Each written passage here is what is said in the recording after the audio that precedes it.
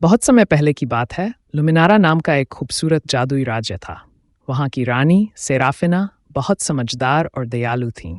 उनकी दो प्यारी बेटियां, राजकुमारी एरोरा और राजकुमारी लीला, हमेशा नई नई जगहों को खोजने और जंगल में खेलने में लगी रहती थीं। जंगल में 3 छोटे हंसमुख बौने रहते थे, जो उस जादुई जंगल की रक्षा करते थे। पर जंगल के पीछे ऊंचे पहाड़ों पर एक बड़ा दानव रहता था। लोग कहते थे कि वह एक जादुई खजाने की रक्षा करता है, लेकिन दानव का नाम सुनकर हर कोई डर जाता था। एक दिन राजकुमारी लीला और राजकुमारी अरोरा ने महल की पुरानी लाइब्रेरी में एक अजीब सा नक्शा पाया। नक्शे में दिखाया गया था कि पहाड़ों पर खजाना छिपा है। कहा जाता था कि वह खजाना जिसे मिले उसे हमेशा की खुशी और शांति देगा। खजाने को खोजने और राज्य के लोगों की मदद करने के लिए दोनों बहनें निकल पड़ीं। उन्होंने रास्ते में बौनों से मदद मांगी। बौनों ने उन्हें चेताया, खजाने तक पहुंचने का रास्ता आसान नहीं है।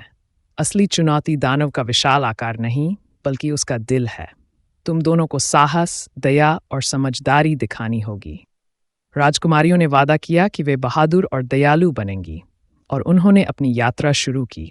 बौनों के साथ मिलकर उन्होंने खजाने तक पहुंचने के लिए कई मुश्किलों का सामना किया। बोलते हुए पेड़ की पहेली। रास्ते में एक जादुई पेड़ आया जिसने उनका रास्ता रोक लिया। उसने एक पहेली पूछी। बौनों की चतुराई और राजकुमारियों के टीम वर्क की मदद से वे पहेली सुलझा सके। उफनती हुई नदी। एक तेज बहती हुई नदी उनके रास्ते में आई। रानी सेराफिना द्वारा दी गई एक जादुई रस्सी की मदद से उन्होंने नदी पार की। दानव की गूंजती हुई आवाज़। जैसे जैसे वे पहाड़ की चोटी पर पहुंचे, दानव की डरावनी आवाज़ ने उनका साहस परखा। उन्होंने डर को नज़रअंदाज कर आगे बढ़ने का फैसला किया। आखिरकार वे दानव से मिले, लेकिन वह वैसा नहीं था जैसा वे सोचती थीं।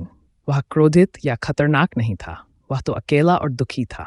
उसने खजाने की रक्षा इसलिए की थी ताकि लालच के कारण कोई उसे नुकसान न पहुंचाए। दानव ने राजकुमारियों की परीक्षा ली। उसने राजकुमारी अरोरा से कहा कि वह खजाना के वल रख सकती है या पूरे राज्य के साथ साझा कर सकती है। उसने राजकुमारी लीला से पूछा कि क्या वह उन लोगों को माफ कर सकती है जिन्होंने कभी उसे चोट पहुंचाई हो। दोनों राजकुमारियों ने दयालुता और निस्वार्थता दिखाई। राजकुमारी अरोरा ने कहा कि वह खजाने का उपयोग पूरे राज्य की भलाई के लिए करेगी, और राजकुमारी लीला ने दानव के अकेलेपन को दूर करने के लिए उसकी मदद की। दानव ने मुस्कुराते हुए खजाना खोला। उसमें सोने के बीज थे। उसने बताया कि बीज ऐसे पेड़ उगाएंगे जो जादुई फल देंगे। ये फल हर बीमारी को ठीक कर सकते थे और भूख को खत्म कर सकते थे। राजकुमारियों और बौनों ने पूरे राज्य में ये बीज लगाए। धीरे धीरे लुमिनारा खुशहाल और समृद्ध हो गया।